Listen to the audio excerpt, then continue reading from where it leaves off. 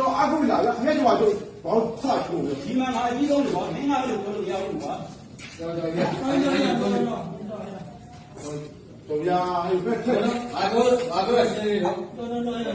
မင်းပြောနေတာဒီစကားမျိုးဒီစကားမှာ ဘာလို့တော့နော်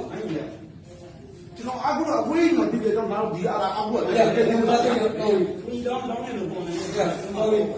အမေဒီချက်လာတော့မော်တော်ကခုချက်ပေါ့ဘယ်လိုလဲနေကြနော်တယောက်စီးပြောခွက်တယ် ဟာတော့ပြောတာတော့ ခွက်တယ် မင်းကြောက်ပြီလို့ ဟို